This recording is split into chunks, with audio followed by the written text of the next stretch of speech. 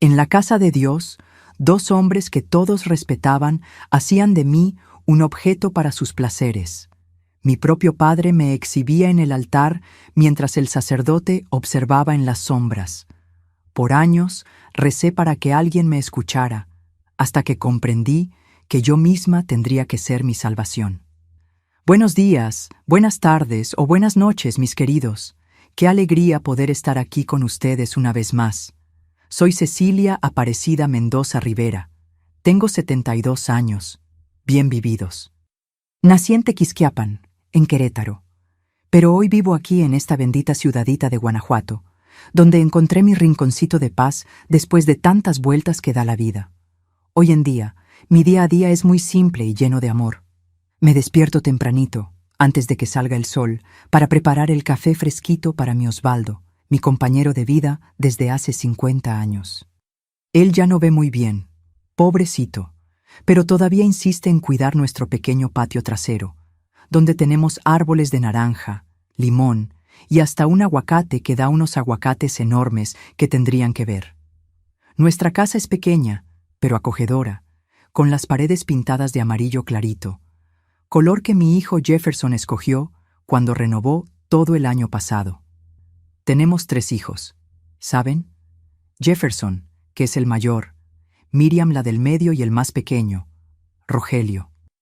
Todos ya con sus propios hijos, dándome la bendición de ser abuela de 7 nietecitos maravillosos que llenan esta casa de alegría los fines de semana. Mi día está lleno de pequeñas tareas que pueden parecer simples, pero que para mí son un privilegio. Después del café con Osvaldo, cuido la casa, preparo la comida, generalmente platillos caseros, de esos que alimentan el alma junto con el cuerpo. Por la tarde, cuando Osvaldo toma su siesta, me gusta sentarme en el porche del frente en una mecedora que era de mi madre, hacer un tejido y observar el movimiento de la calle. A veces Miriam pasa con los niños después de la escuela y me quedo con mis nietecitos mientras ella resuelve algo en la ciudad. Los miércoles, recibimos en casa a un grupo de señoras de la iglesia para nuestra merienda y oraciones. Son mis amigas de muchos años y compartimos no solo recetas de pastel, sino también las alegrías y tristezas de la vida. Es un momento que me hace muy bien, ¿saben? Porque a nuestra edad, tener con quién conversar es un verdadero regalo de Dios. Comencé a recibir a estas señoras en casa hace unos 15 años, después de que mis hijos ya estaban criados y sentía que la casa quedaba muy vacía y silenciosa. Fue idea de doña Teresita, mi vecina. Cecilia, ¿por qué no hacemos nuestro encuentro de oración en tu casa? Tú haces ese pastel de elote con guayaba, que es una delicia, y nosotras traemos el té. Y así comenzó una tradición que mantenemos hasta hoy. Antes de continuar con mi historia, quería pedirles un favorcito de corazón. Si están disfrutando de la compañía de esta abuelita, presionen ese botoncito de me gusta y suscríbanse al canal Memorias de las Abuelas para no perderse ninguna historia. Esto ayuda mucho a esta viejita a seguir compartiendo sus memorias con ustedes. Y ustedes, mis queridos, que me están viendo ahora, cuéntenme aquí en los comentarios desde qué ciudadcita me están viendo y a qué horita del día encontraron este video. Por la mañanita junto con el café, después de la comida, durante un descansito o ya de nochecita antes de dormir, yo siempre leo todos los comentarios y me pongo tan feliz al saber de dónde son y cuándo sacan un tiempito del día para escuchar las historias de esta abuelita. Cuéntenme, ¿sí? Vamos a crear una cadena de cariño. Pero hoy quiero compartir con ustedes algo que guardé en silencio por muchos años. Una historia difícil, pero que necesita ser contada, porque sé que, infelizmente, otras personas pueden estar pasando por lo mismo que yo pasé. Es sobre cómo las apariencias engañan, sobre cómo personas que todos respetan pueden esconder secretos terribles. Es sobre mi juventud y un secreto sombrío que ocurría dentro de la iglesia de mi pueblo. Un secreto que involucró a mi padre y al sacerdote, 2 hombres que todos creían que eran ejemplos de virtud. Esta historia comienza en mi adolescencia, en una época en que ni imaginaba lo que estaba por venir. Nací en 1953 en Tequisquiapan, un pueblito tan pequeño que todos se conocían por nombre y apellido. Nuestra casa quedaba a 3 cuadras de la plaza central, una construcción simple de adobe pintada de azul claro, con un terreno grande donde mi madre, doña Iracema, cultivaba de todo un poco: yuca, camote, maíz y un árbol de tejocote que era la alegría de los niños en invierno. Mi padre, don Américo Mendoza, era carpintero y uno de los hombres más respetados de la comunidad. Alto, de porte imponente, tenía ojos castaños severos que parecían ver a través de uno. Siempre usaba camisas bien planchadas, incluso en días de semana. Y los domingos se vestía con su único traje, uno azul marino que mi madre cuidaba como si fuera una reliquia sagrada. En la iglesia se sentaba siempre en las primeras bancas y su voz grave se destacaba en los cánticos, haciendo que mucha gente volteara para ver quién cantaba con tanto fervor. Éramos 5 hermanos. Yo era la del medio, con 2 mayores, Augusto y Verónica, y 2 menores, Tadeo y Carmen. Augusto siguió los pasos de papá en la carpintería. Verónica se casó joven y se mudó a la Ciudad de México. Tadeo fue al seminario a los 14 años, influenciado por el aprecio que papá tenía por la iglesia. Y Carmen, la más pequeña, siempre tuvo salud frágil, lo que hacía que mamá le dedicara más tiempo. Nuestra rutina era simple y regida por el reloj y por la fe. Nos despertábamos con el primer canto del gallo alrededor de las 5 de la mañana. Mamá ya estaba de pie, encendiendo el fogón para preparar el café. Un pan de elote calientito y café con leche para nosotros, los niños, y café puro y fuerte para papá. Después del café, papá salía para la carpintería, que quedaba a 2 calles de casa, y nosotros íbamos a la escuela municipal Profesora Eduviges Fontura. La escuela era un edificio antiguo de 2 pisos, con una escalera de madera que crujía a cada paso. Recuerdo el olor a cera del piso que las sirvientas pasaban todos los viernes y el uniforme azul y blanco que mamá mantenía impecable, aún con 5 niños para cuidar. A la hora del recreo jugábamos a las escondidas, a la ronda o al avión dibujado con pedazos de ladrillo quebrado en el patio de tierra. Después de la escuela, ayudábamos a mamá en casa. Las niñas aprendíamos a cocinar, coser y cuidar la casa, mientras que los niños ayudaban en la huerta o acompañaban a papá en la carpintería algunas tardes. Fue allí, viendo a mamá coser nuestros uniformes y remendar la ropa de la familia, que aprendí los primeros puntos. Ella tenía una máquina Singer de pedal, negra y dorada, que hoy guardo como un tesoro. Los domingos eran sagrados para 2 cosas: la misa de las 9 y la comida en familia. La iglesia parroquial de San Sebastián, patrón del pueblo, era el corazón de Tequisquiapan. Construida a principios del siglo, tenía vitrales coloridos que proyectaban luces mágicas en el suelo de piedra cuando el sol entraba por ellos. El altar era de madera tallada, obra que mi padre ayudó a restaurar cuando yo tenía unos 6 años. Eso acercó mucho a papá al padre Firmino, que llegó a la parroquia alrededor de 1959, cuando yo tenía unos 6 años. El padre Firmino era un hombre de estatura mediana, siempre vestido impecablemente con su sotana negra. Tenía un rostro redondo, sonrojado, y usaba lentes de armazón grueso que agrandaban sus ojos azules. Su voz durante los sermones era suave, pero firme. Y tenía una manera especial de hacer que todos se sintieran tocados por sus palabras, como si hablara directamente a cada uno de nosotros. Rápidamente se volvió querido por toda la comunidad y su amistad con mi padre era motivo de orgullo para nuestra familia. Don Américo es mi mano derecha, decía el sacerdote a todos, un hombre temeroso de Dios como pocos. Y papá correspondía a la admiración, siempre invitando al padre a comer con nosotros los domingos, al menos 2 veces al mes. Eran comidas especiales, donde mamá se esmeraba en el pollo de rancho con mole, típico de la región, o en el pozole completo, platillo que reunía todo lo tradicional servido principalmente en días de fiesta. Durante esas comidas, el padre Firmino contaba historias de su tierra natal, Dolores Hidalgo en Guanajuato, y hablaba sobre los planes para la parroquia. Mi padre escuchaba atentamente y luego se ofrecía para ayudar, ya fuera arreglando las bancas de la iglesia, rehaciendo el pasamanos de la escalera del coro u organizando las kermeses. Y siempre llevaba a uno de nosotros los hijos para ayudar, generalmente a Augusto o Tadeo. Yo raramente iba, pues papá decía que la iglesia no es lugar para que una niña esté sola. Irónicamente, más tarde descubrí el verdadero motivo de ese cuidado aparente. La vida en Tequisquiapan, en los años 50 y 60, estaba marcada por las estaciones y por las fiestas religiosas. En la fiesta de San Sebastián, en enero, el pueblo entero participaba de las novenas, procesiones y de la kermés, donde los puestos vendían ponche, dulce de cacahuate y elotes cocidos.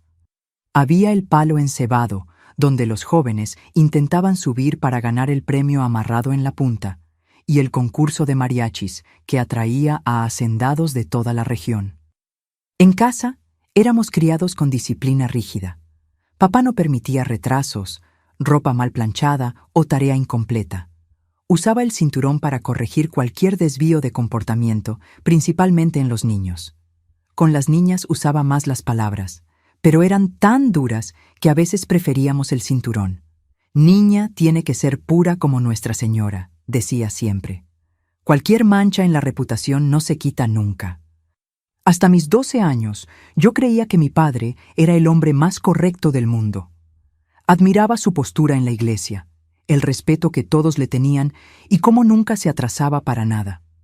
Augusto y Verónica a veces comentaban que él era demasiado severo, pero para mí era apenas un padre que quería lo mejor para sus hijos.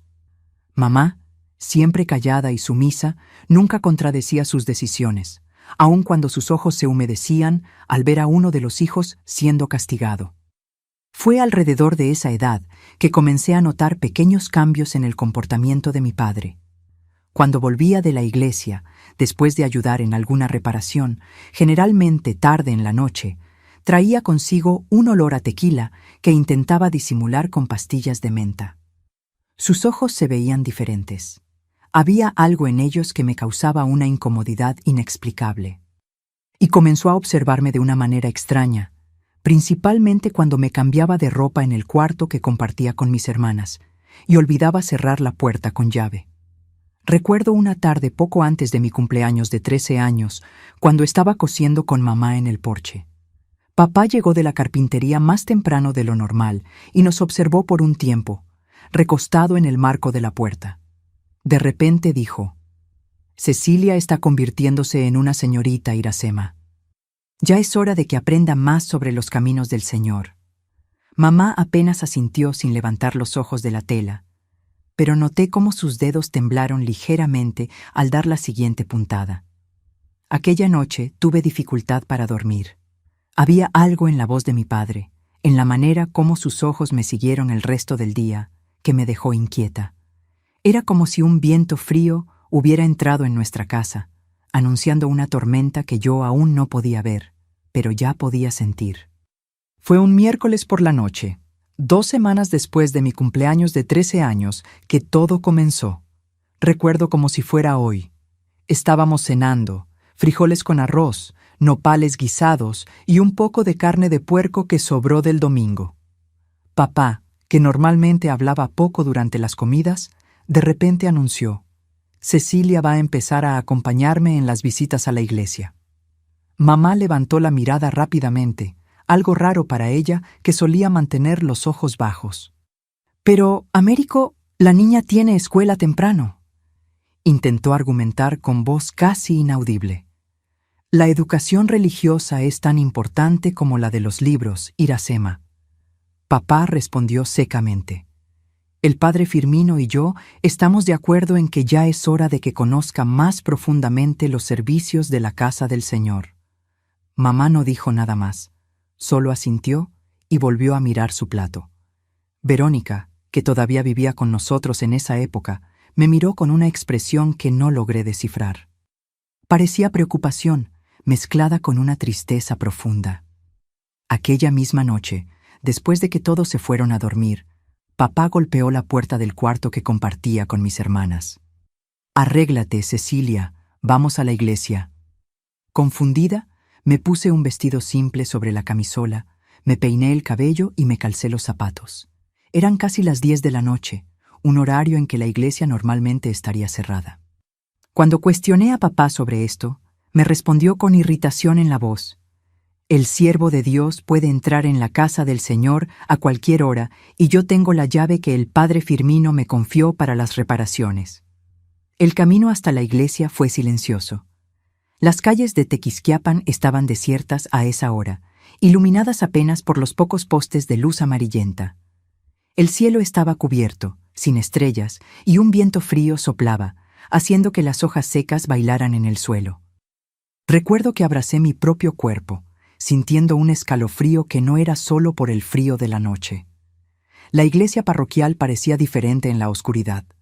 Sus torres se alzaban como sombras contra el cielo, y los vitrales, sin la luz del sol para atravesarlos, eran apenas manchas oscuras en las paredes. Papá abrió la puerta lateral que daba acceso a la sacristía y entramos. El crujido de la puerta resonó por el espacio vacío, haciendo que mi corazón se acelerara. Dentro de la iglesia, solo algunas velas votivas cerca del altar estaban encendidas, creando sombras que bailaban en las paredes. El olor a cera e incienso llenaba el aire. Papá encendió 2 velas más y las colocó en el altar. «Ven aquí, Cecilia», me llamó, su voz sonando extrañamente alta en el silencio del lugar sagrado. Me acerqué lentamente, sintiendo que mis rodillas temblaban, sin entender por qué.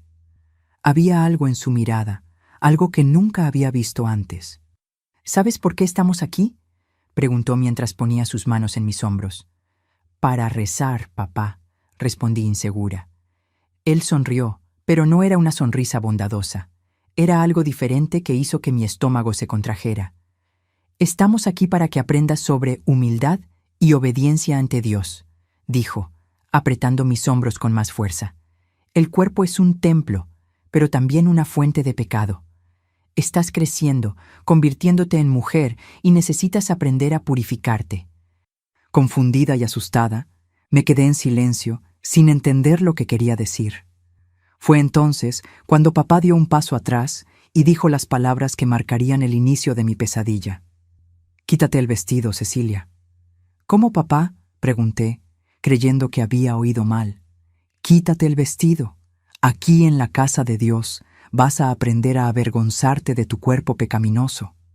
Mis ojos se llenaron de lágrimas mientras me quedaba paralizada, incapaz de comprender lo que estaba sucediendo. «Pero papá, ¿por qué?». «No cuestiones», elevó la voz, haciéndola resonar en las paredes de la iglesia. «Eva cuestionó a Dios y trajo el pecado al mundo. Tú vas a aprender a obedecer sin cuestionar». Con manos temblorosas y lágrimas silenciosas corriendo por mi rostro, comencé a desabotonar el vestido simple de algodón azul. La vergüenza quemaba mi rostro mientras me quedaba solo con la combinación frente al altar. La mirada de mi padre me recorría de arriba a abajo, haciéndome sentir sucia de una manera que nunca había sentido antes. «Ahora, arrodíllate y reza», ordenó, señalando hacia el altar. «Reza para que Dios perdone la vanidad y la lujuria que comienzan a crecer en ti». Me arrodillé en el frío suelo de piedra, temblando de frío y de miedo. Las lágrimas nublaban mi visión mientras intentaba rezar, pero las palabras no venían. ¿Cómo podría Dios querer esto? ¿Cómo podría mi padre, el hombre que todos respetaban, hacerme pasar por tal humillación? Mientras estaba arrodillada, oí un ruido sutil que venía de la sacristía, un movimiento, un suspiro contenido, algo que me hizo girar la cabeza rápidamente. Por un instante, tuve la impresión de ver una sombra moviéndose, como si alguien estuviera observando, pero la sacristía estaba demasiado oscura para estar segura. «No te distraigas». La voz de papá cortó mis pensamientos. «Estás ante Dios». Nos quedamos así por casi una hora, yo arrodillada, rezando entre sollozos silenciosos, y mi padre de pie, observándome con aquella mirada que nunca había visto antes. Cuando finalmente me permitió vestir el vestido nuevamente, mis piernas estaban entumecidas y mis rodillas lastimadas por el contacto prolongado con el suelo de piedra. En el camino de regreso a casa, Papá habló apenas una vez. Esto va a ocurrir todas las semanas. Es por tu bien, para tu purificación. Y no te atrevas a contárselo a nadie, especialmente a tu madre. Esto es entre tú, yo y Dios. Aquella noche no conseguí dormir. Acostada en la cama que compartía con Carmen, miraba hacia el techo de madera, intentando entender lo que había ocurrido. A mi lado, mi hermana menor dormía tranquilamente, inconsciente del horror que yo acababa de vivir. Quería contárselo a alguien, pedir ayuda, pero ¿a quién? Mamá vivía bajo el yugo de papá, tanto como nosotros los hijos. Mis hermanos mayores ya no vivían en casa, y en el pequeño Tequisquiapan, la palabra de don Américo Mendoza valía más que la de cualquier otra persona, especialmente la de una niña de 13 años. La semana siguiente ocurrió nuevamente y también en la otra.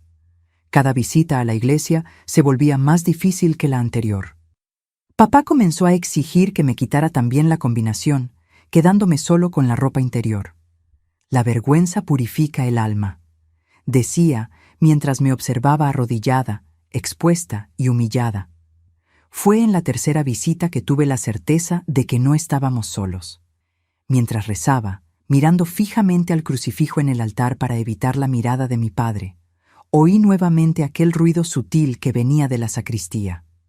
Esta vez, cuando giré rápidamente la cabeza, pude ver claramente. La puerta de la sacristía estaba entreabierta y, a través de la rendija, un par de ojos nos observaba. Eran los ojos azules aumentados por los lentes de armazón grueso del padre Firmino. Mi sangre se heló en las venas. El sacerdote, el hombre que debería ser el representante de Dios en la tierra, estaba allí escondido, viendo mi humillación. No era solo mi padre, eran los dos, unidos en un pacto perverso que profanaba el propio lugar que deberían proteger. Cuando nuestras miradas se cruzaron, él retrocedió rápidamente hacia las sombras, pero yo sabía lo que había visto y aquella certeza me golpeó como un puñetazo en el estómago. Las dos figuras de autoridad máxima en mi vida, mi padre y el sacerdote, me estaban traicionando de la manera más cruel posible. «Papá», susurré todavía mirando hacia la puerta de la sacristía. «¿Hay alguien allí?» Mi padre siguió mi mirada y, para mi sorpresa, sonrió. No era una sonrisa de vergüenza o culpa, sino de satisfacción. «Es solo el padre Firmino», respondió con naturalidad. «Está orando por tu alma». En aquel momento comprendí la extensión del horror. No era un secreto que mi padre guardaba del sacerdote, era un secreto que compartían. Un acuerdo silencioso, donde mi padre ejercía poder sobre mí y el sacerdote observaba escondido en las sombras de la sacristía. Las visitas nocturnas a la iglesia continuaron por semanas, después meses, siempre el mismo ritual. Yo, obligada a quedarme sin nada, arrodillada en oración forzada, mi padre observando abiertamente y el sacerdote oculto, pero presente. Con cada visita sentía una parte de mí muriendo, la fe que alguna vez tuve, despedazándose como los fragmentos de un vitral roto. En la escuela, mi desempeño comenzó a caer. No conseguía concentrarme, dormía durante las clases, después de noches en vela. Las profesoras notaron el cambio, pero lo atribuyeron al cansancio de la edad o a la fase difícil de la adolescencia. En casa, me volví callada y huraña. Evitaba quedarme a solas con mi padre y me encogía cuando él se acercaba. Mamá notó el cambio en mi comportamiento.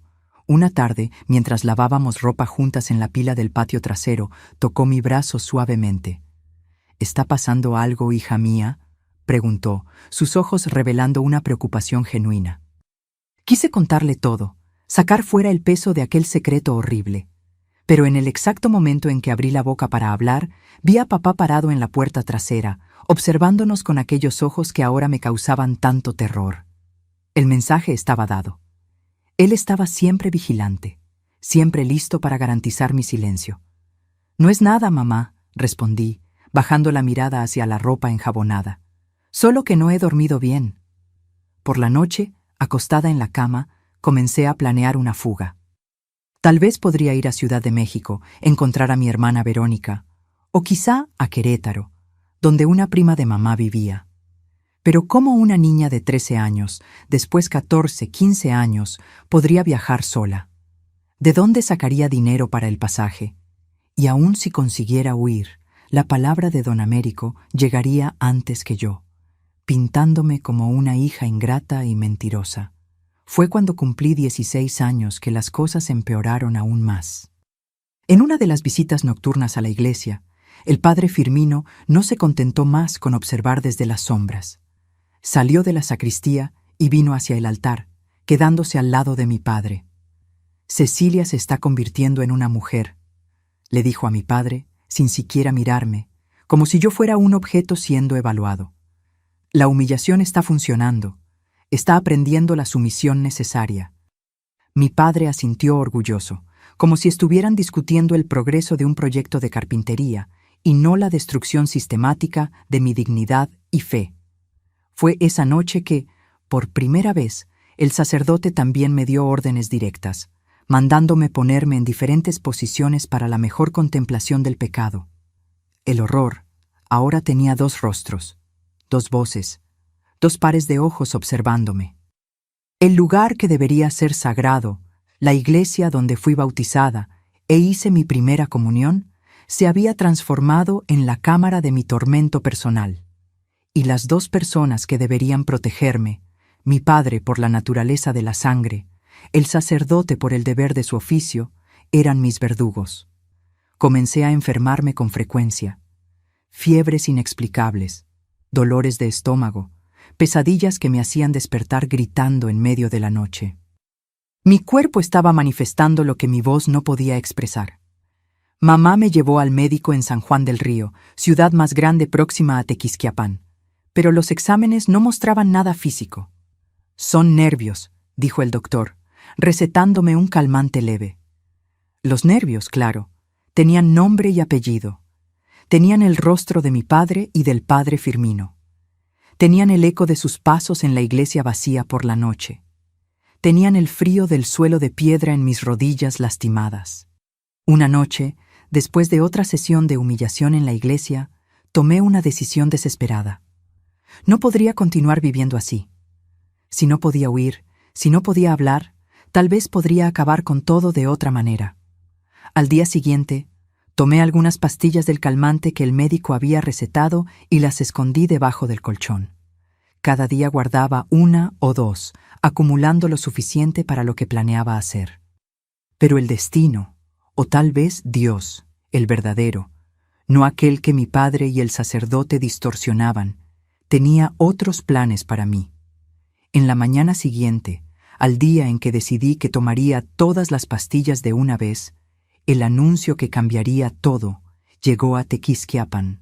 El obispo de la diócesis, Monseñor Evaristo, haría una visita a la parroquia para una misa especial de confirmación. El anuncio de la visita del obispo encendió en mí una pequeña llama de esperanza. Monseñor Evaristo era conocido en toda la región como un hombre justo y severo, que no toleraba desvíos de conducta en el clero. Sus visitas a las parroquias eran raras y siempre causaban revuelo. Era como si un general viniera a inspeccionar las tropas. El padre Firmino, normalmente tan seguro de sí, parecía nervioso en las misas que siguieron al anuncio. «El obispo llegará en 3 semanas», informó un domingo, su voz traicionando un leve temblor. «Necesitamos preparar todo para recibirlo con la dignidad que merece». Observé cómo mi padre y el sacerdote intercambiaron miradas tensas después del anuncio. Algo en la autoridad que Monseñor Evaristo representaba los preocupaba, y esa preocupación encendió en mí la primera chispa de un plan. Mientras tanto, las visitas nocturnas a la iglesia continuaron, ahora con una crueldad renovada, como si los dos hombres sintieran que su poder sobre mí estaba de alguna forma amenazado. En una de esas noches, cuando el otoño ya enfriaba el aire de Tequisquiapan, algo dentro de mí se quebró completamente. «Hoy te vas a quedar completamente desnuda», ordenó mi padre, su voz cargando aquel tono que yo había aprendido a temer. «No, papá, por favor», supliqué, abrazando mi propio cuerpo como si pudiera protegerme. Hace mucho frío, y esto es... No terminé la frase. La bofetada vino rápida y fuerte, golpeando mi rostro con tanta fuerza que trastabillé hacia atrás, casi cayendo. ¿Te atreves a desobedecer?, rugió, agarrando mi brazo con fuerza suficiente para dejar marcas. ¿Quién te crees que eres para cuestionar? El padre Firmino, que observaba desde la penumbra, dio un paso al frente. Su rostro, normalmente sonrojado, estaba pálido, pero sus ojos brillaban con una intensidad perturbadora. «Américo», dijo, su voz falsamente suave. «Recuerda que estamos en la casa de Dios. La violencia física no es necesaria. La niña va a aprender». Se volvió hacia mí y por primera vez se dirigió directamente a mí con aquel tono que usaba en los sermones de domingo, pero ahora distorsionado por algo terrible. «Cecilia, la desobediencia es el peor de los pecados. Fue así como Eva cayó y es así como todas las mujeres caen. ¿Tú quieres caer en el pecado?». Temblando incontrolablemente, tanto de frío como de miedo, negué con la cabeza. «Entonces, prueba tu obediencia», continuó, mirando hacia mi ropa. «Prueba que quieres ser salvada».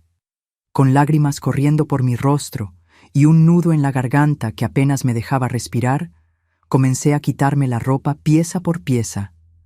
Primero el vestido, después la combinación, finalmente las prendas íntimas, hasta quedar completamente expuesta bajo la mirada de los dos hombres. El frío de la iglesia penetraba mi piel, pero era el frío interior que me consumía, un vacío helado donde antes había inocencia y fe. «Ahora arrodíllate y reza», ordenó mi padre, su voz baja y ronca. Me arrodillé en el suelo de piedra, las rodillas ya con callos de tantas noches similares. Cerré los ojos con fuerza, no queriendo ver las miradas que recorrían mi cuerpo, y comencé a murmurar oraciones automáticas, palabras vacías que ya no tenían significado para mí. En ese momento oí al padre Firmino acercarse. Se detuvo justo frente a mí y dijo: «Abre los ojos, Cecilia, mira al crucifijo mientras rezas». Abrí los ojos con reluctancia, solo para descubrir que él se había posicionado de tal forma que yo tenía que mirarlo a él y no al altar mientras rezaba. Su rostro estaba a pocos centímetros del mío y había en sus ojos algo que me hizo querer gritar, pero ningún sonido salió de mi garganta. «¿Entiendes lo que estamos haciendo aquí? ¿Lo entiendes?», preguntó. Su voz apenas un susurro. «Estamos salvando tu alma. El cuerpo es apenas carne pecaminosa. Es necesario humillarlo para que el alma se eleve». Mientras hablaba, percibí que mi padre se había alejado, yendo hacia la puerta principal de la iglesia. Oí el clic de la cerradura. Nos estaba encerrando dentro del templo. «Tu padre me dio permiso para intensificar tu purificación», continuó el sacerdote, ahora colocando una mano helada en mi hombro. «A partir de hoy, vamos a profundizar tu aprendizaje». El terror que sentí en aquel momento es algo que no consigo describir completamente. Era como si todo el aire hubiera sido succionado de la iglesia, como si las propias paredes fueran a derrumbarse sobre mí. Por un instante consideré correr, gritar, luchar. ¿Pero hacia dónde? ¿Hacia quién? ¿Quién creería en mi palabra contra la del estimado padre Firmino y del respetado don Américo? Lo que sucedió a continuación permanece en mi memoria como flashes fragmentados, imágenes distorsionadas que mi mente intentó bloquear para protegerme. Recuerdo las manos del sacerdote, frías como las de un cadáver, tocándome con una pretendida solemnidad, como si estuviera realizando algún ritual profano. Recuerdo sus oraciones murmuradas mientras cometía aquellas atrocidades, usando el nombre de Dios para justificar lo injustificable. Recuerdo a mi padre regresando más tarde, observando con una expresión que mezclaba satisfacción y algo que solo muchos años después reconocí como culpa. Recuerdo volver a casa aquella noche, sintiéndome completamente vacía, como si no hubiera nada más dentro de mí, solo un gran agujero negro que consumía todo: esperanza, fe, dignidad.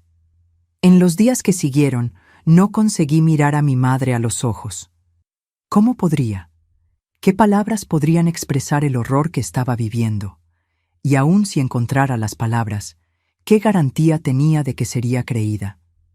En Tequisquiapan, la palabra de una adolescente no valía nada contra la de un padre de familia respetado y un sacerdote querido por todos. Mi salud empeoró drásticamente. Dejé de comer, perdiendo tanto peso que mis ropas quedaban colgadas en mi cuerpo, como en un perchero. Por la noche, las pesadillas eran tan intensas que despertaba gritando, asustando a Carmen, que comenzó a pedir dormir en el cuarto de mamá. Durante el día, vagaba como un fantasma por la casa y por la escuela, presente solo en cuerpo, mi mente siempre distante, buscando un escape que no existía.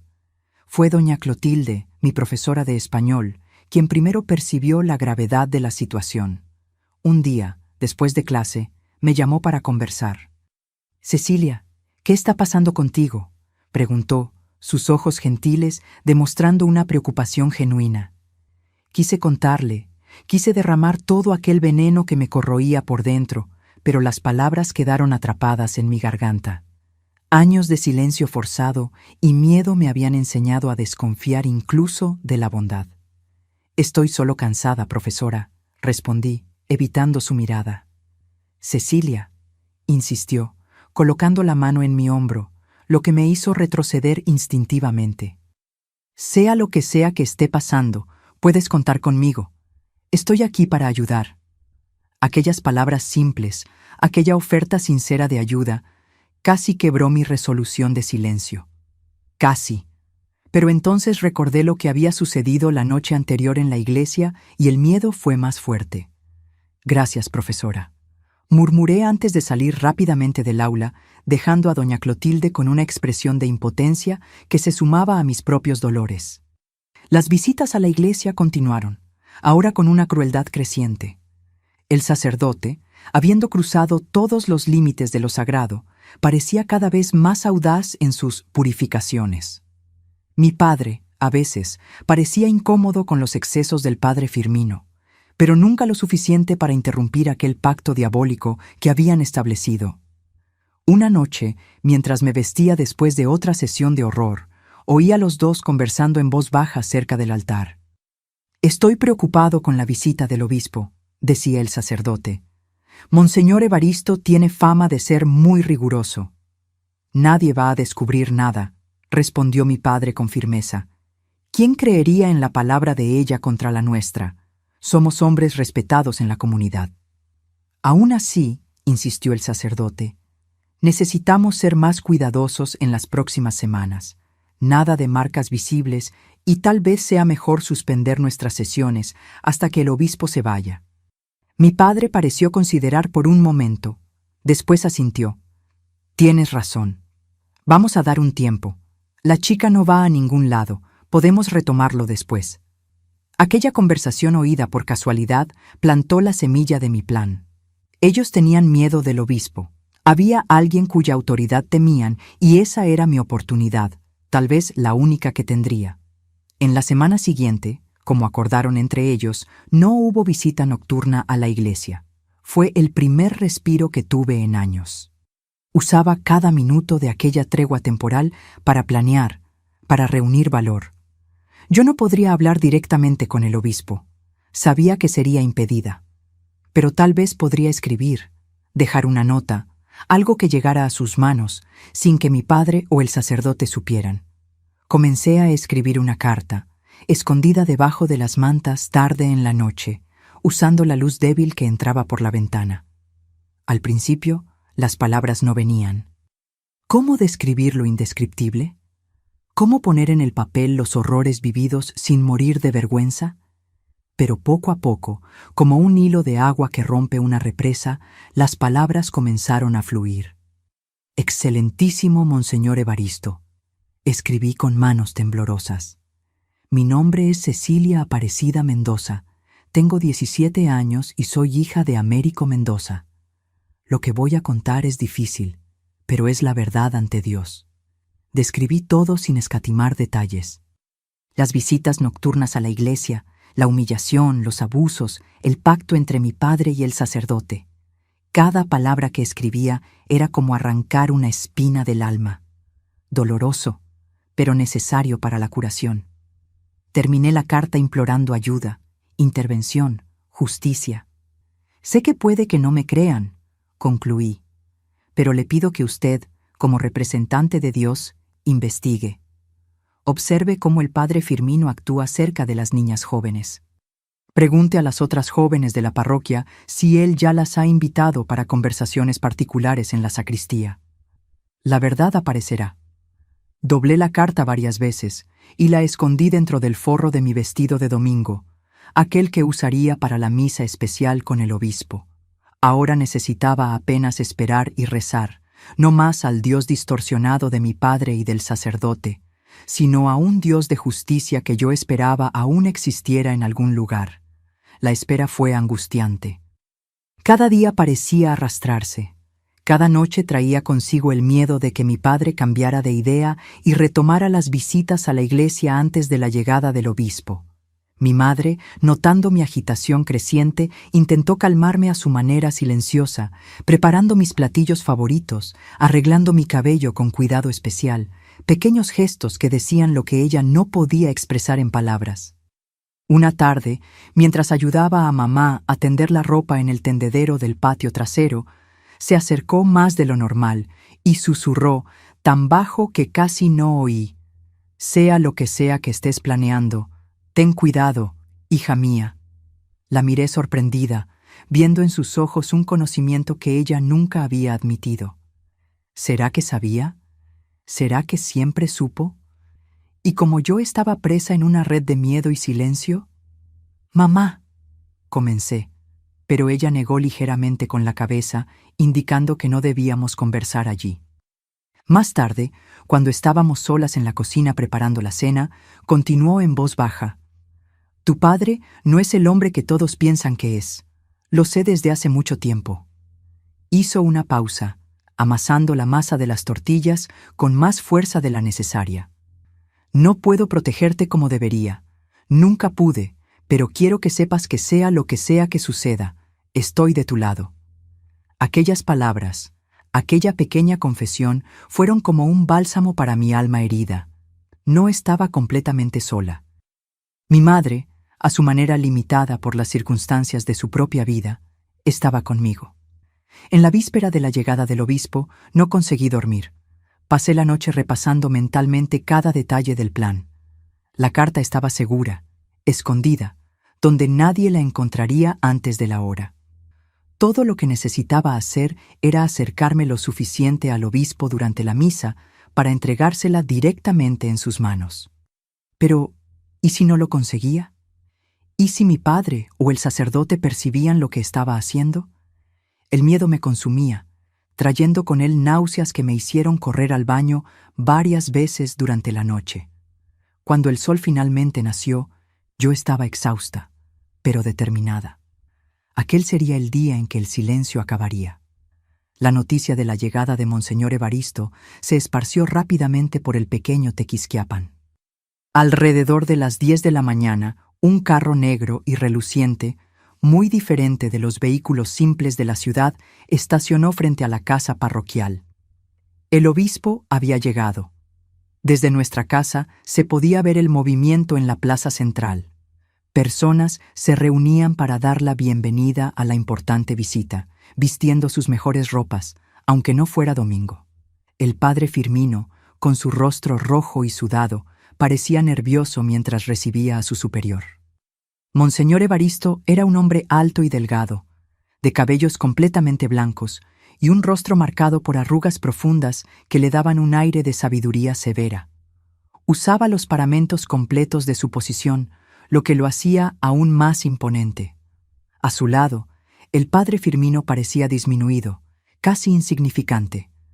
La misa especial sería realizada a las 5 de la tarde.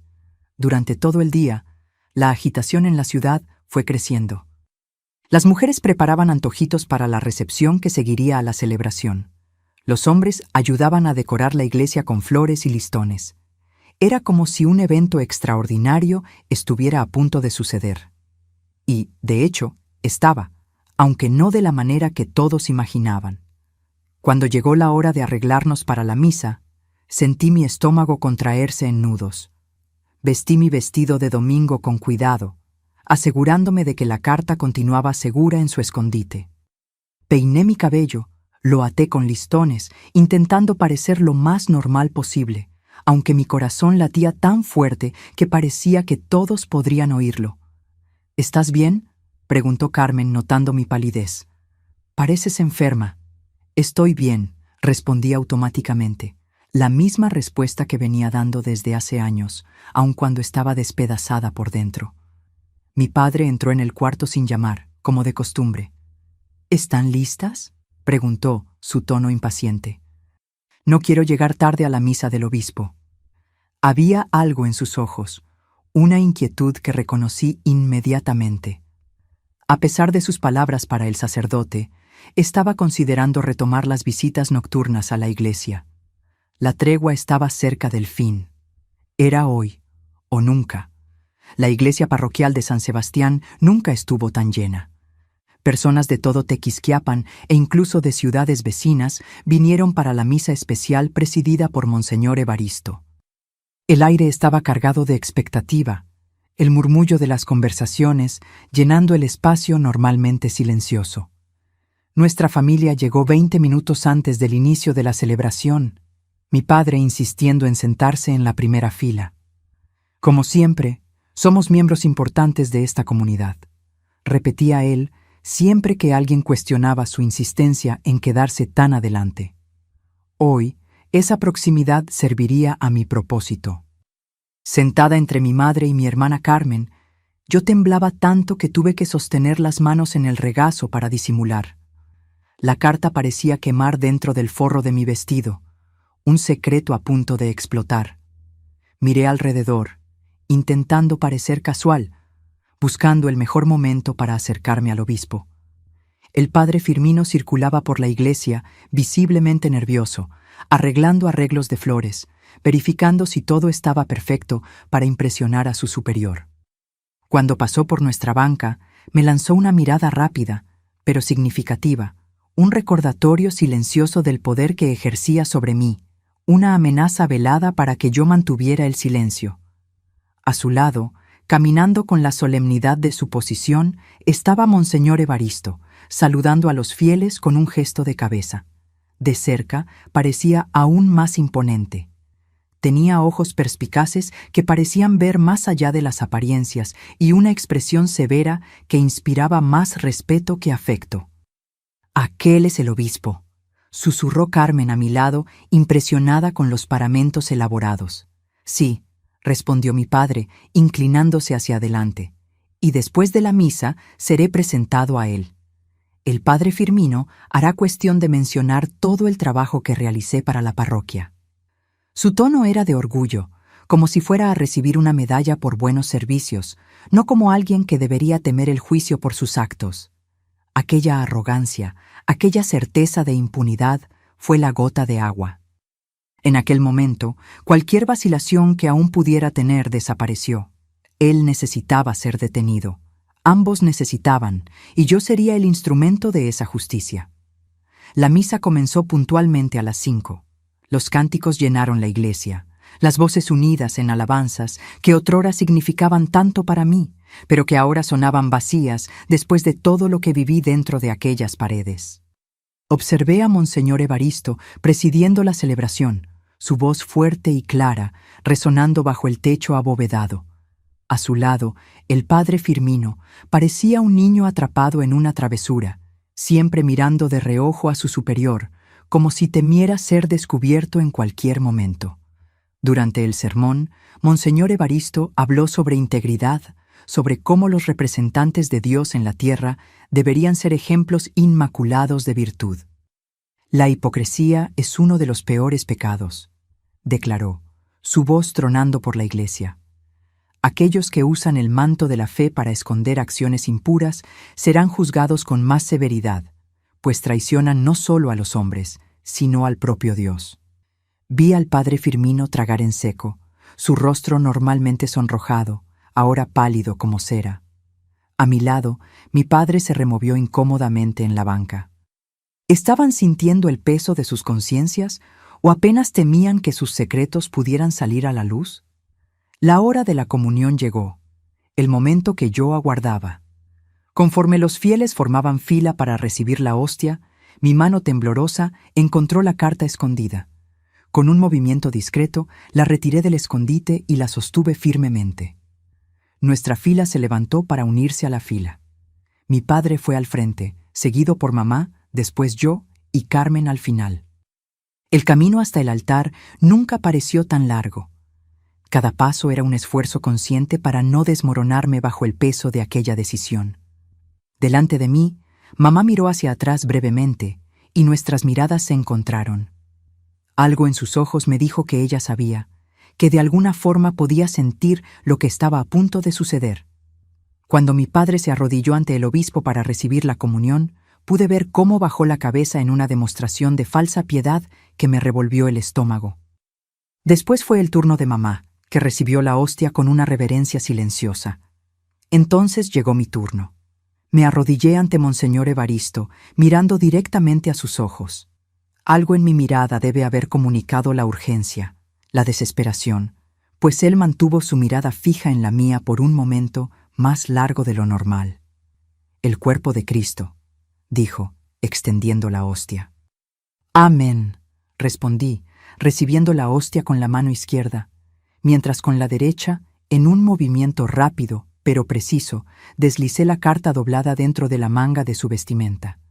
Vi sus ojos agrandarse ligeramente en sorpresa, pero él no hizo ningún movimiento para impedir o revelar mi gesto.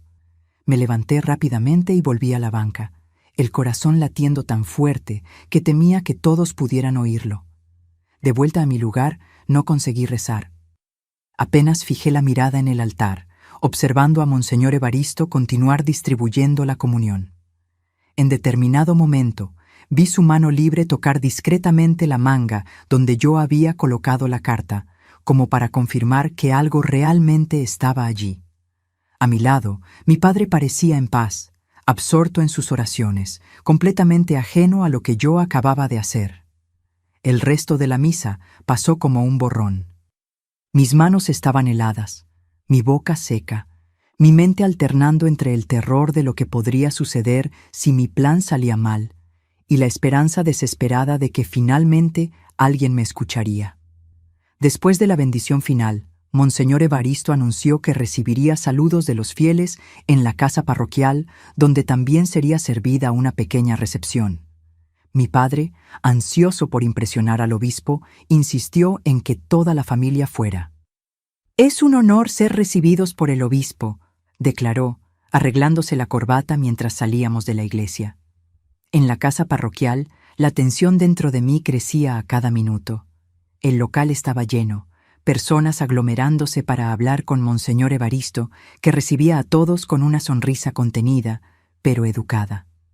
Lo observé de lejos, notando cómo en cierto momento se alejó discretamente hacia una sala lateral. Minutos después, volvió con una expresión diferente, más grave, más concentrada. Sus ojos recorrieron la sala hasta encontrar los míos. Por un brevísimo instante, nuestras miradas se cruzaron y sentí que él había leído mi carta. Un escalofrío recorrió mi espina. No sabía si de miedo o alivio. «Padre Firmino». La voz de Monseñor Evaristo cortó el murmullo de la sala como un cuchillo. «Necesito hablar con usted en privado ahora». El tono no admitía rechazo. El padre Firmino, que conversaba animadamente con algunos miembros influyentes de la comunidad, se detuvo en medio de una frase. Su rostro, ya naturalmente sonrojado, adquirió un tono casi púrpura. «Claro, Excelencia», respondió, intentando mantener la compostura, pero su voz traicionó su nerviosismo. Los dos se retiraron hacia el despacho de la casa parroquial, dejando atrás un silencio momentáneo, seguido por un murmullo de curiosidad. ¿Qué podría ser tan urgente? ¿Por qué el obispo parecía tan serio? Mi padre, que observaba la escena de cerca, frunció el ceño. Algo en su instinto debe haber sonado una alarma, pues comenzó a mirar alrededor como si buscara algo o alguien fuera de lugar. Sus ojos eventualmente se posaron en mí y en aquel instante supe que él sospechaba. «¿Qué hiciste?», siseó, aproximándose rápidamente y agarrando mi brazo con fuerza suficiente para dejar marcas. «¿Qué les dijiste?». Antes de que pudiera responder, la puerta del despacho se abrió nuevamente. Monseñor Evaristo reapareció, su rostro una máscara de gravedad. A su lado, el padre Firmino parecía haber envejecido 10 años en cuestión de minutos, pálido, tembloroso, derrotado. «Señoras y señores», anunció Monseñor Evaristo, su voz firme y autoritaria, silenciando instantáneamente el salón. «Pido a todos que se retiren, excepto a la familia Mendoza. Tengo un asunto urgente que tratar con don Américo y su familia». Un murmullo de sorpresa recorrió la sala. Nadie sabía lo que estaba sucediendo, pero todos sentían que algo extraordinario estaba a punto de ocurrir. Reluctantemente, los invitados comenzaron a retirarse, lanzando miradas curiosas en nuestra dirección. Cuando el último invitado salió y la puerta se cerró, quedamos apenas nosotros, mi familia, el obispo y un padre Firmino, visiblemente perturbado. El silencio que siguió era denso, casi sofocante. «Don Américo», comenzó Monseñor Evaristo, su voz ahora gélida. «Recibí hoy informaciones gravísimas sobre conductas suyas y del padre Firmino, que si son verdaderas, constituyen no solo un pecado mortal, sino también un crimen ante las leyes de los hombres». Mi padre empalideció, pero rápidamente recuperó la compostura. «No sé de qué su excelencia está hablando», respondió con una confianza forzada. Monseñor Evaristo retiró mi carta del bolsillo de su vestimenta y la alzó. Esta carta escrita por su hija Cecilia contiene acusaciones de naturaleza tan grave que me dejaron profundamente perturbado. El padre Firmino ya confesó parcialmente su participación en los actos descritos aquí.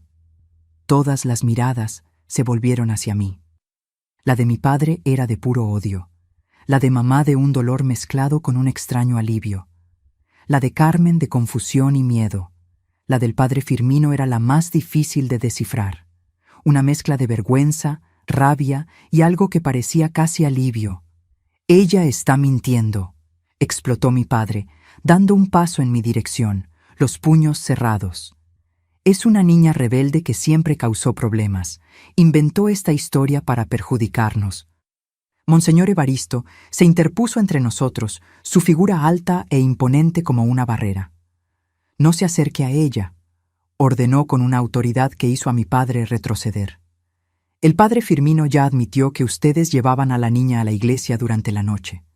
Él dijo que era para oraciones especiales, pero su vacilación y su comportamiento me dicen otra cosa». Mi padre miró al sacerdote con incredulidad, como si hubiera sido traicionado. «¿Le contaste? ¿Rompiste nuestro acuerdo?». Aquellas palabras fueron su condena. La confesión involuntaria flotó en el aire, pesada e irrefutable.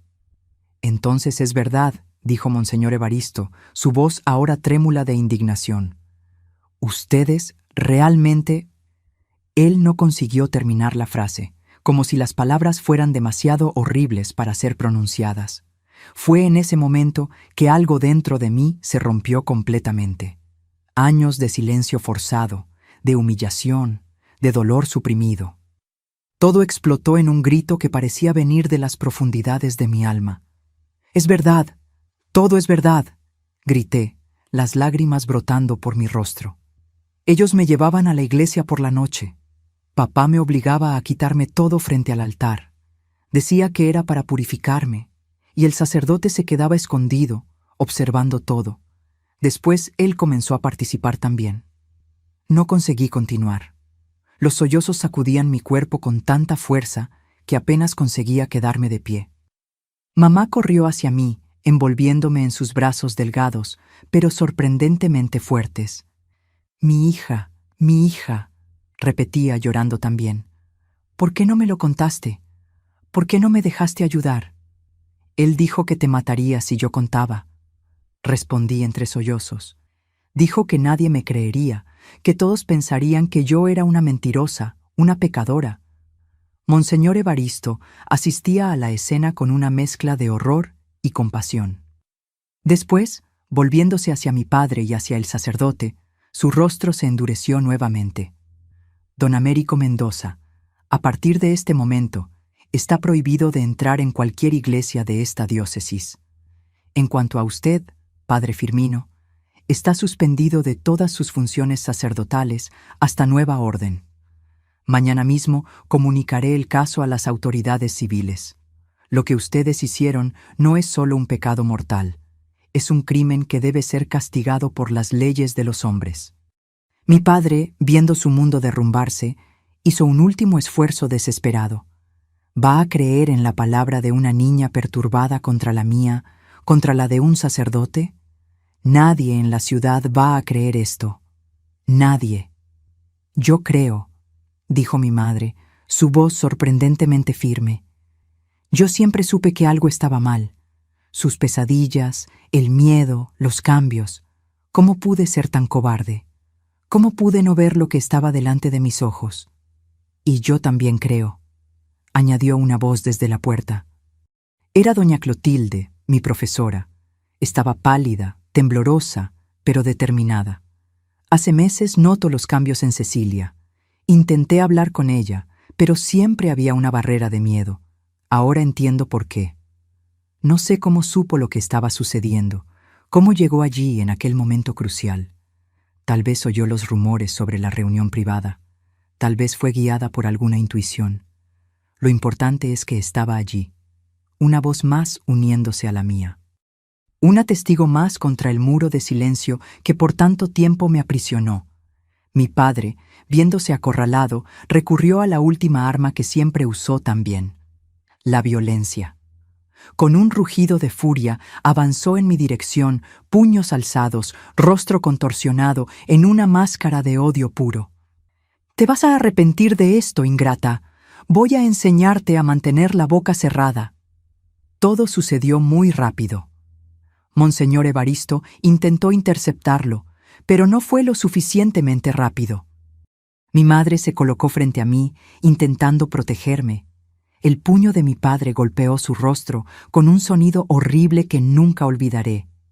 Ella cayó, sangre corriendo de su nariz. Aquella escena, mi madre caída, sangre manchando su mejor vestido, finalmente defendiéndome al costo de su propia seguridad, fue el punto final. Algo dentro de mí, que había sido silenciado por años de abuso, finalmente encontró su voz. «Basta», grité con una fuerza que no sabía que poseía. «Se acabó, papá, se acabó tu poder sobre mí, sobre mamá, sobre todos nosotros. No eres el hombre de bien que todos piensan. Eres un monstruo y ahora todos lo sabrán». Mi grito pareció paralizarlo. Miró alrededor, como si de repente percibiera las consecuencias de lo que había hecho, de lo que había sido revelado. Su imperio de respeto y admiración, construido sobre mentiras, se estaba derrumbando ante sus ojos. Con una última mirada de odio en mi dirección, corrió hacia la puerta y desapareció en la noche. Aquella noche marcó el fin de mi pesadilla y el inicio de una nueva batalla. La batalla por la verdad, por la justicia y por mi propia recuperación. Pero por primera vez en años, mientras ayudaba a mi madre a levantarse, mientras recibía el apoyo de doña Clotilde y la protección de Monseñor Evaristo, sentí algo que había olvidado: esperanza. La pequeña semilla de valor que planté al escribir aquella carta finalmente había germinado, rompiendo el suelo duro del miedo y del silencio. Y aunque el camino por delante era incierto y ciertamente difícil, ya no estaba sola. La verdad, por más dolorosa que fuera, finalmente había salido a la luz. Los días que siguieron a la confrontación en la casa parroquial fueron un torbellino. Mi padre había desaparecido en la noche de la revelación, huyendo como el cobarde que era bajo aquella fachada de hombre respetable. El padre Firmino fue inmediatamente apartado de sus funciones y llevado por Monseñor Evaristo para la sede de la diócesis en Querétaro, donde quedaría hasta que las autoridades eclesiásticas y civiles decidieran su destino. Para mí y para mi madre comenzó una jornada difícil, pero liberadora. Al amanecer del día siguiente, todavía estábamos en la casa parroquial, donde pasamos la noche bajo la protección de Monseñor Evaristo. Mi madre tenía el rostro hinchado por el golpe que recibió, pero había en sus ojos una determinación que nunca había visto antes. «No podemos volver a esa casa», dijo, sosteniendo mis manos entre las suyas. «No después de todo lo que sucedió allí». «¿Pero a dónde iremos, mamá?», pregunté, sintiendo el peso de la incertidumbre sobre nosotras. Fue doña Clotilde quien nos ofreció el primer refugio. «Vengan a mi casa», dijo con firmeza. «Tengo un cuarto extra y pueden quedarse el tiempo que sea necesario». Aquella profesora, que yo siempre admiré por su inteligencia y gentileza, se convirtió en la primera persona en extendernos la mano cuando más lo necesitábamos. Su pequeño apartamento sobre la farmacia central de Tequisquiapan se transformó en nuestro refugio temporal, pero la situación era compleja. Mientras nos mudábamos a la casa de doña Clotilde, la noticia del escándalo se esparció por el pequeño Tequisquiapan, como fuego en paja seca. En cuestión de horas, todo el pueblo sabía que don Américo Mendoza y el padre Firmino habían sido acusados de actos terribles contra mí. Las reacciones fueron mixtas. Algunas personas, principalmente las mujeres del pueblo, vinieron a ofrecernos apoyo discreto. Otras, incrédulas, nos miraban con desconfianza en las calles. ¿Cómo puede una niña hacer tales acusaciones contra hombres tan respetables? Oí murmurar a alguien en el mercado.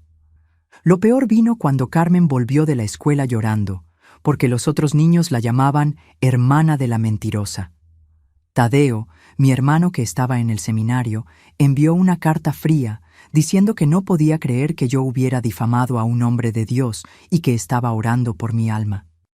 Solo Augusto, mi hermano mayor, y Verónica, mi hermana, que vivía en Ciudad de México, ofrecieron apoyo irrestricto cuando supieron lo ocurrido. Verónica, inclusive, vino a visitarnos en cuanto supo, trayendo consigo no solo consuelo emocional, sino también una propuesta. «Ustedes no pueden continuar aquí», dijo sentada en la pequeña sala de doña Clotilde. «La gente siempre las mirará como las del escándalo de la iglesia. Vengan a Ciudad de México conmigo. Es una ciudad grande, nadie las conoce allí. Pueden empezar de nuevo». La idea de empezar en un lugar donde nadie nos conociera era tentadora, pero también atemorizante. ¿Cómo dejar atrás todo lo que conocíamos? ¿Cómo reconstruir nuestras vidas desde cero? La decisión fue tomada por circunstancias que estaban más allá de nuestro control. 3 semanas después de la confrontación, un oficial de justicia golpeó a la puerta de doña Clotilde con un papel en las manos. Era una citación. Mi madre y yo debíamos comparecer al juzgado de la comarca de San Juan del Río para declarar en el proceso contra mi padre y el padre Firmino. San Juan del Río quedaba a casi 3 horas de Tequisquiapan y el juzgado era un edificio imponente que me intimidó en cuanto lo vi. Dentro de él, en una sala fría y austera, rendí mi declaración ante un juez de expresión severa, pero ojos compasivos. Durante horas tuve que revivir cada detalle de aquella pesadilla, mientras un escribano golpeaba en las teclas de una máquina de escribir, registrando mi sufrimiento en letras negras sobre papel blanco. Mi madre también declaró, contando cómo siempre sospechó que algo estaba mal, pero cómo el miedo y años de sumisión le impidieron actuar. Su testimonio, aunque doloroso para ella, fue crucial para corroborar mi historia. Al final de la audiencia, el juez nos informó que una orden de arresto había sido expedida contra mi padre, pero que él aún no había sido localizado. En cuanto al padre Firmino, estaba bajo custodia de la iglesia, aguardando juicio por el tribunal, y también respondería criminalmente cuando el proceso avanzara. ¿Y nosotras?, preguntó mi madre al promotor, un hombre joven de mirada compasiva. ¿Podemos volver a nuestra casa? Técnicamente sí, respondió, pero recomiendo cautela. No todos en el pueblo creen en la versión de ustedes. Puede ser incómodo. Incómodo era un eufemismo. Cuando volvimos a Tequisquiapan aquella noche, encontramos nuestra casa con las ventanas quebradas y palabras horribles pintadas en la fachada. Alguien había intentado incendiar el porche, pero los vecinos consiguieron apagar el fuego antes de que se esparciera. Fue la gota que colmó el vaso. Aquella misma noche, sentadas alrededor de la mesa de doña Clotilde, tomamos la decisión. Iríamos a Ciudad de México con Verónica. Tengo un apartamento pequeño, pero acogedor, dijo mi hermana. Hay espacio suficiente para nosotras tres y conozco una fábrica de textiles que está contratando. Mamá podría trabajar allí y tú, Cecilia, podrías terminar los estudios en una escuela diferente, donde nadie conozca tu historia. La perspectiva de un nuevo comienzo, lejos de las sombras del pasado, finalmente encendió una pequeña llama de esperanza en mi corazón. Era atemorizante, sí, pero también liberador. A la mañana siguiente, comenzamos a empacar lo poco que habíamos conseguido salvar de nuestra casa. Mientras doblábamos ropas y separábamos los pocos objetos de valor sentimental, Carmen, que estaba extrañamente callada, finalmente habló. Todavía no entiendo por qué papá te hizo aquello, Cecilia. El cuarto quedó en silencio. ¿Cómo explicar a una niña de 12 años la maldad que existe en el mundo? ¿Cómo hacerla entender algo que ni siquiera yo comprendía completamente? Algunas personas, aun las que parecen buenas por fuera, tienen oscuridad dentro de ellas, respondió mamá, salvándome de tener que encontrar palabras. Tu padre no era el hombre que fingió ser durante todos estos años. ¿Pero y ahora? ¿Él nunca más va a volver?, preguntó Carmen, su voz pequeña y frágil. No lo sé, hija mía, respondió mamá sinceramente. Pero por ahora tenemos que pensar en construir una nueva vida para nosotras. 3 días después, partimos hacia Ciudad de México en un autobús interestatal. Llevábamos apenas 2 maletas cada una, conteniendo todo lo que restaba de nuestras vidas anteriores.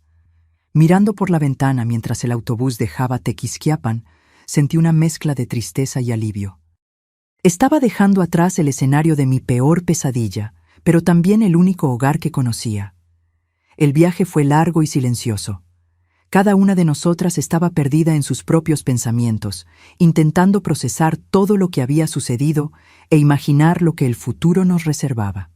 Para mí, a los 17 años, era como si estuviera naciendo de nuevo, atemorizante, pero también lleno de posibilidades. Ciudad de México nos recibió con el anonimato que tanto necesitábamos. Era una ciudad en crecimiento, llena de personas de todos los rincones del país, buscando nuevas oportunidades. El apartamento de Verónica quedaba en el 3er piso de un edificio modesto, pero bien cuidado, cerca del centro. Tenía apenas 2 cuartos, así que Carmen y yo compartíamos uno, mientras mamá dormía con Verónica. Los primeros meses fueron de adaptación. Mamá consiguió el empleo en la fábrica de textiles que Verónica había mencionado. El trabajo era arduo y el salario modesto, pero ella parecía encontrar una extraña satisfacción en ganar su propio dinero por primera vez en la vida. Carmen fue matriculada en una escuela cercana y después de alguna resistencia inicial comenzó a hacer amigos. Yo, siguiendo el consejo de Verónica, me inscribí para terminar la preparatoria en un colegio estatal. Pero la transición no fue fácil. Por la noche, las pesadillas todavía me perseguían. Durante el día, cualquier hombre que recordara vagamente a mi padre o al padre Firmino me hacía congelar de miedo.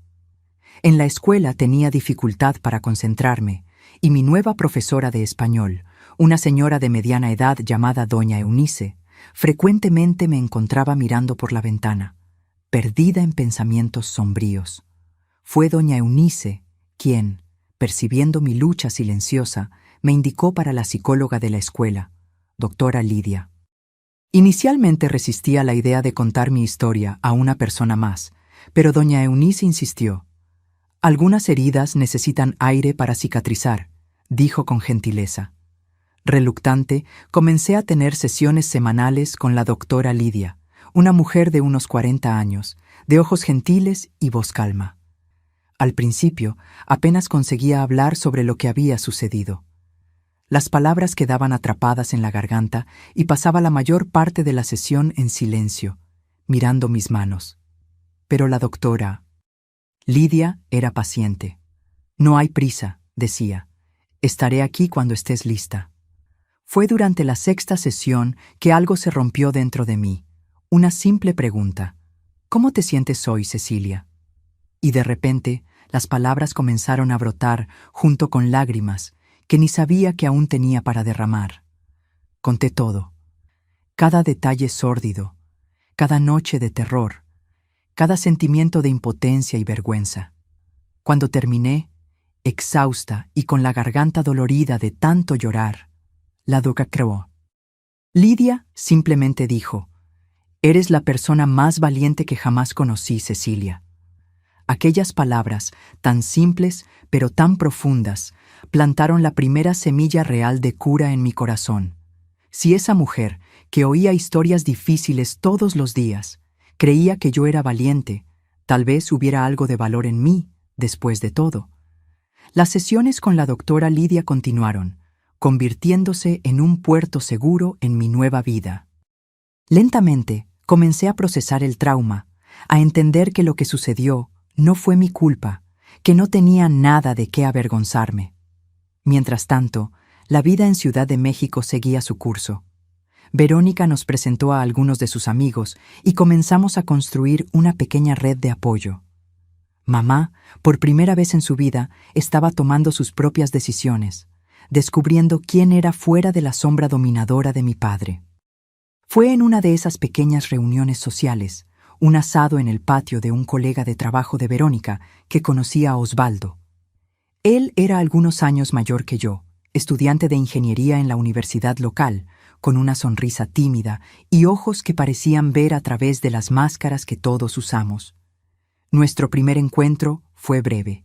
Apenas una conversación casual mientras servíamos nuestros platos, pero había algo en él, una gentileza sin exigencias, que me intrigó.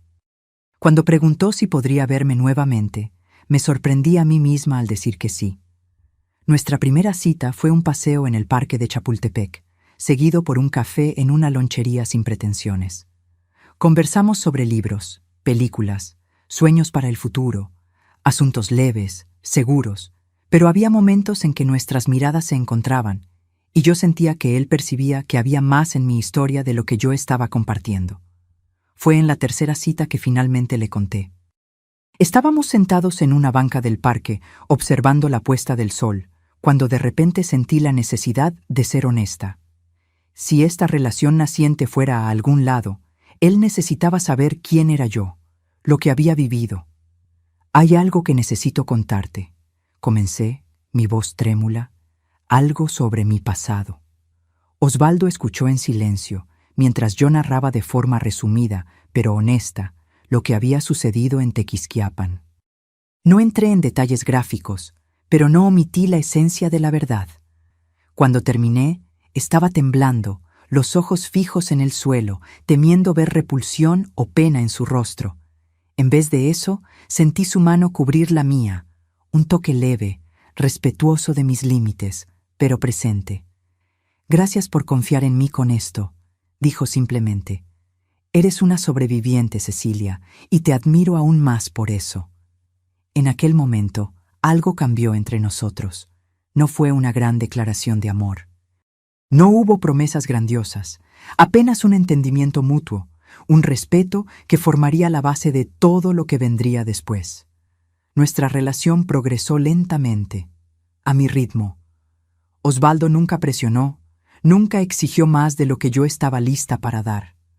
Con paciencia y gentileza, me mostró que no todos los hombres eran como mi padre o el padre Firmino, que el toque podría ser una expresión de cariño genuino, no de poder o dominación. Mientras tanto, un capítulo del pasado finalmente se cerró. Casi un año después de nuestra huida de Tequisquiapan, recibimos la noticia. Mi padre había sido encontrado en un pueblo del interior de Michoacán, viviendo bajo un nombre falso. Fue arrestado y llevado a juicio. Fui llamada para declarar nuevamente, esta vez en un tribunal formal. Fue una de las experiencias más difíciles de mi vida. Estar en la misma sala que él nuevamente. Sentir su mirada de odio mientras yo contaba mi historia una vez más. Pero esta vez no estaba sola. Mamá, Verónica, Carmen y, para mi sorpresa y gratitud, Osvaldo estaban allí sentados en la primera fila, dándome la fuerza que necesitaba. El juicio duró una semana. Al final, la justicia que apenas me atrevía a esperar finalmente llegó. Mi padre fue considerado culpable y condenado a 12 años de prisión. En cuanto al padre Firmino, ya había sido expulsado de la iglesia tras el tribunal y ahora aguardaba su propio juicio criminal. Saliendo del tribunal aquel día, sentí como si un peso enorme hubiera sido retirado de mis hombros. No era el fin de mi jornada de cura. Eso yo sabía que llevaría mucho más tiempo, pero era un marco significativo. La verdad había prevalecido. Yo había sido oída, creída, validada. De vuelta a Ciudad de México, con la sombra del juicio finalmente atrás de nosotras, la vida comenzó a adquirir un nuevo ritmo. Terminé la preparatoria y, animada por Osvaldo y la doctora Lidia, me inscribí para el examen de admisión de la Universidad Nacional Autónoma de México, soñando con convertirme en profesora. Para mi sorpresa y alegría, fui aprobada. Y así, a los 19 años, comencé una nueva fase de mi vida, no más definida por el trauma que sufrí, sino por las elecciones que estaba haciendo, por los sueños que estaba persiguiendo. Osvaldo estuvo a mi lado en cada paso, su amor y apoyo constantes como una roca en medio de la turbulencia. Cuando me gradué, 4 años después, fue él quien estaba en la primera fila, aplaudiendo más fuerte que todos. Y fue después de la ceremonia de graduación, bajo el mismo cielo estrellado de Ciudad de México, que nos vio enamorarnos, que él se arrodilló y pidió mi mano en matrimonio. Dije, sí, por supuesto, no porque necesitara un hombre para completarme o protegerme, sino porque habíamos construido algo bello juntos, una relación basada en respeto mutuo, comprensión y amor verdadero. Nos casamos en una ceremonia simple, apenas con familia y amigos cercanos. No fue en una iglesia. Yo nunca más conseguí entrar en una sin sentir escalofríos, sino en un jardín florido, bajo la luz dorada del sol poniente. Mamá lloró durante toda la ceremonia, pero eran lágrimas de alegría. Verónica fue mi madrina. Carmen, ahora una adolescente, ayudó a organizar todo. Hasta Augusto vino, trayendo su esposa e hijos pequeños. La vida que Osvaldo y yo construimos juntos no fue perfecta. Ninguna vida lo es, pero fue nuestra, construida sobre fundamentos sólidos de honestidad, respeto y amor. Tuvimos 3 hijos maravillosos y, mientras los criaba, me prometí a mí misma que ellos nunca conocerían el tipo de miedo que había definido mi propia infancia. Cuando Osvaldo recibió una propuesta de empleo en Guanajuato, algunos años después, decidimos aceptar el cambio. Era una oportunidad para él, profesionalmente, y para mí, una oportunidad de finalmente dejar el pasado atrás completamente, comenzando en un lugar donde nadie conocía nuestra historia. Guanajuato se convirtió en nuestro hogar, el lugar donde criamos a nuestros hijos, donde construimos nuestras vidas. Y es aquí donde estoy ahora, a los 72 años, contando esta historia, no más como una víctima, sino como una sobreviviente que encontró, a pesar de todo, un camino para la cura y para la felicidad. La vida en Guanajuato nos recibió con los brazos abiertos. Cuando llegamos aquí en los años 80, la ciudad estaba en pleno crecimiento. Osvaldo pronto se estableció en la empresa de ingeniería y yo conseguí una posición como profesora en la escuela municipal. Nuestros hijos Jefferson, Miriam y Rogelio crecieron con la libertad que yo nunca tuve, corriendo por las calles tranquilas de nuestro barrio, jugando en el patio de nuestra casa, que compramos con tanto sacrificio y tanto orgullo. Los años pasaron demasiado rápido. Parece que fue ayer que yo estaba cambiando pañales y contando historias para hacer dormir, y de repente nuestros hijos ya estaban graduados, casados, construyendo sus propias vidas. Jefferson siguió los pasos de su padre y se convirtió en ingeniero. Miriam heredó mi amor por los libros y se volvió profesora universitaria. Rogelio, nuestro menor, siempre tuvo espíritu aventurero y hoy trabaja con turismo ecológico. Ahora, a los 72 años, vivo una vida tranquila y bendecida aquí en Guanajuato. Nuestra casa, la misma que compramos cuando los niños eran pequeños, ganó un color nuevo el año pasado, un amarillo clarito que Jefferson escogió durante la reforma que insistió en hacer para nosotros. El patio continúa siendo mi pequeño paraíso, con los árboles frutales que Osvaldo plantó cuando llegamos, naranjos, limoneros y aquel aguacate generoso que alimenta a todo el vecindario en la época de cosecha. Osvaldo, mi compañero de vida desde hace 50 años, ya no ve como antes. Los anteojos se vuelven cada vez más gruesos y él se queja de que las letras de los periódicos están más pequeñas cada día, pero todavía insiste en cuidar del patio, podando los árboles y regando las plantas con el mismo cariño de siempre. De mañanita, somos siempre los primeros en despertar en la calle. Mientras preparo el café, fuerte para él, suavecito para mí, Osvaldo ya está en el porche, observando el día nacer y planeando sus pequeñas tareas. Nuestro día a día es simple, pero lleno de pequeñas alegrías. Después del desayuno, Osvaldo va para el patio y yo cuido de la casa. Ya no es tan fácil como era antes. Las articulaciones ya se quejan, la espalda duele un poquito más, pero hay una satisfacción profunda en mantener nuestro hogar limpio y acogedor. A veces, cuando el dolor en las manos aprieta mucho, Osvaldo viene y me abraza por detrás, diciendo bajito: «Deja eso para después, Cecilia. Ven a descansar un poco». Y en esas horas siento que todo valió la pena. Cada lágrima, cada miedo superado, cada batalla vencida para llegar a este momento de amor simple y verdadero. La comida es siempre un momento especial, aunque seamos solo nosotros dos. Hago cuestión de preparar comida casera todos los días. Osvaldo dice que mis frijoles son los mejores del mundo, y aunque sé que es una exageración de él, me alegro con el elogio. A veces, Miriam pasa con los niños después de la escuela. Nuestros nietos son 7 en total. Una bendición multiplicada. Llenan la casa de ruido y vida. El mayor ya está en la universidad, y la menor, hija de Rogelio, tiene apenas 6 añitos. Un angelito de rizos dorados que salió al abuelo. Las tardes son más calmas. Mientras Osvaldo toma su siesta, me gusta sentarme en el porche del frente, en la mecedora que era de mi madre. Hago tejido, a pesar de que los dedos ya no son tan ágiles, y observo el movimiento de la calle. Conozco a cada vecino por su nombre. Sé de sus historias, de sus alegrías y tristezas. Aquí, en este pedacito de Guanajuato, construí no solo una casa, sino un verdadero hogar. Los miércoles recibimos en casa a un grupo de señoras de la iglesia para nuestra merienda y oraciones. Son mis amigas de muchos años, doña Teresita, que fue la primera en darnos la bienvenida cuando llegamos a la ciudad. Doña Olga, viuda desde hace 10 años, pero siempre con una sonrisa en el rostro. Doña Margarita, que aún a los 85 años todavía hace el mejor pan de elote de la región, y otras señoras que, como yo, llevan sus historias en las arrugas del rostro y en la sabiduría de los ojos. Comenzamos este grupo hace unos 15 años, cuando mis hijos ya estaban criados y la casa quedaba muy vacía y silenciosa. Fue idea de doña Teresita. «Cecilia, ¿por qué no hacemos nuestro encuentro de oración en tu casa? Tú haces ese pastel de elote con guayaba, que es una delicia, y nosotras traemos el té».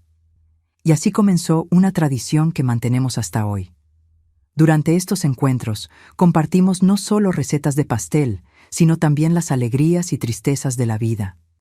Hablamos de los hijos, de los nietos, de los dolores que la edad trae, pero también de las bendiciones que cada día nos proporciona.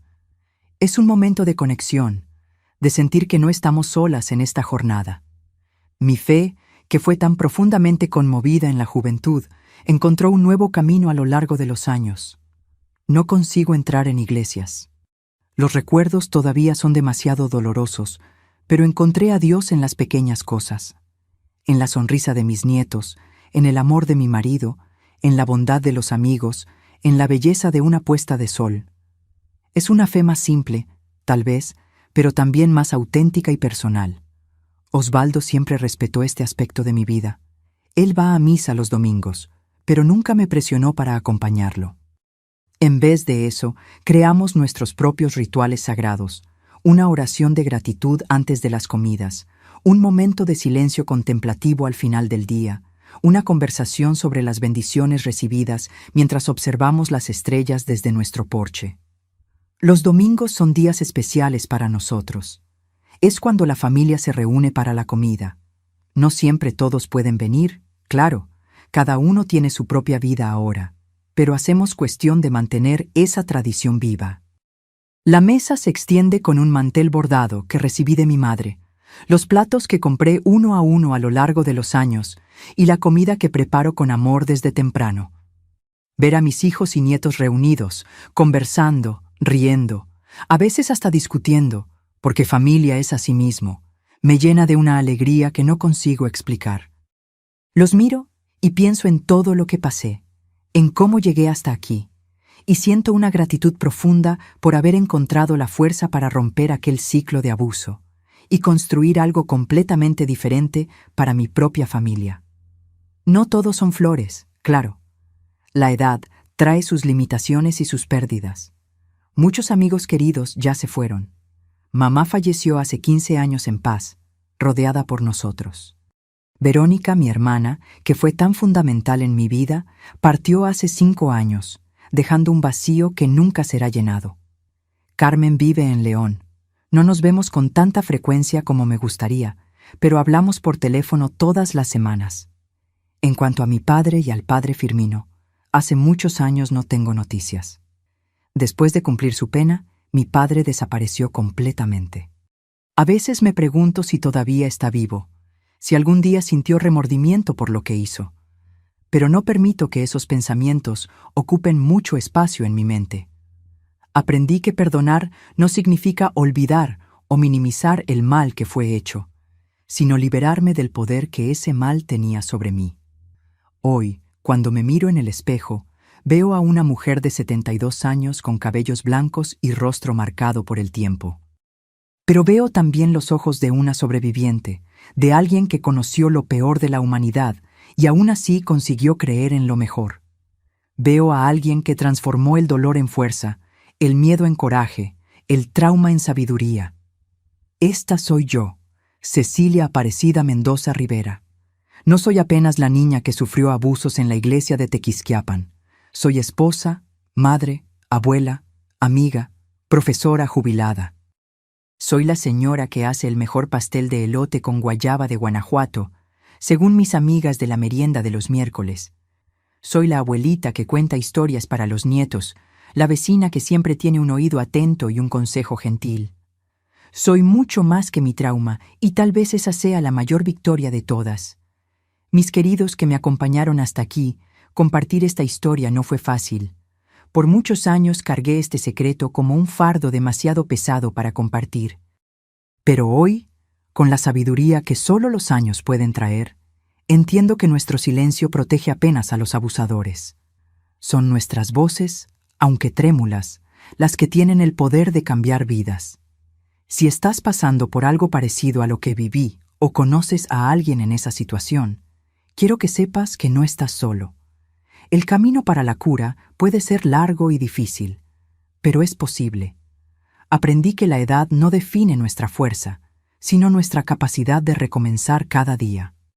Incluso cuando creemos que no hay más esperanza, que estamos completamente quebrados, podemos encontrar fuerzas que ni sabíamos que teníamos. Mis arrugas son mapas de supervivencia. Cada una cuenta una historia de dolor superado.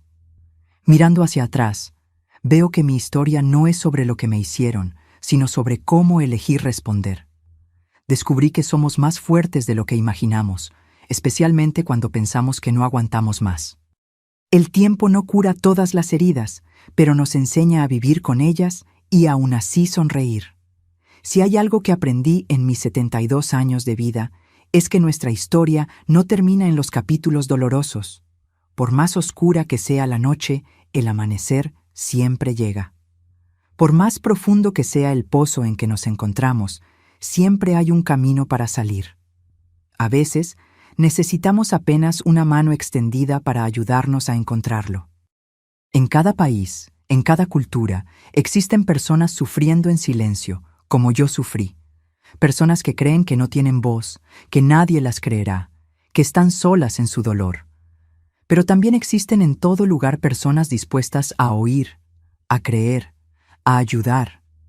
Busca ayuda, habla con alguien de confianza, busca organizaciones de protección en tu región. No cargues ese fardo solo como yo lo cargué por tanto tiempo. Aprendí que sobrevivir es una forma de resistencia y vivir bien es la mejor venganza. Cada sonrisa genuina, cada momento de alegría verdadera, cada abrazo dado y recibido con amor, es una victoria contra aquellos que intentaron destruirnos. No permitas que tu agresor venza, robando también tu futuro. Y si estás del otro lado, si eres alguien que percibe señales de abuso en un niño, un adolescente, un adulto, no cierres los ojos. No hagas como tantos hicieron conmigo, ignorando las señales porque era más cómodo, porque no querían involucrarse. Tu atención, tu preocupación, tu apoyo pueden ser la diferencia entre una vida de sufrimiento continuo y una oportunidad de cura. La dignidad y el respeto son valores universales. No importa dónde estés, cada uno de nosotros tiene un papel que desempeñar en la protección de los más vulnerables. Juntos, como una comunidad global, podemos hacer la diferencia. Podemos romper el ciclo de silencio e impunidad que permite que abusadores continúen siendo víctimas. Mi experiencia me enseñó que nuestra historia no termina en los capítulos dolorosos. Hoy, rodeada por el amor de mi familia, por las amistades verdaderas que construí, por la paz que finalmente encontré, puedo decir que valió la pena luchar. Valió la pena creer que había algo mejor esperándome, más allá de aquellas paredes de la iglesia de Tequisquiapan. Antes de despedirme, quiero hacer un pedido especial. Si esta historia tocó tu corazón, si de alguna forma te ayudó o te hizo reflexionar, por favor, muestra tu apoyo. Presiona ese botón de me gusta y suscríbete al canal Memorias de las Abuelas. Cada suscripción, cada comentario, cada compartir ayuda a que este mensaje llegue a más personas. Personas que tal vez estén pasando por lo mismo que yo pasé y necesitan desesperadamente oír que no están solas. Aprovecha y envía este video a tus amigas. Cada vez que compartimos estas historias, cada vez que rompemos el silencio, estamos quitando el poder a los abusadores y devolviéndolo a las víctimas. Y si viste hasta aquí, deja en los comentarios la palabra libertad para que yo sepa que escuchaste mi historia completa y para que otras personas que están sufriendo vean cuántos corazones están listos para apoyarlas en su camino de sanación. Hazlo ahora. No esperes ni un minuto más. Recuerda siempre, por más oscura que sea la noche, el amanecer siempre llega. Gracias por escucharme. Que Dios bendiga a cada uno de ustedes.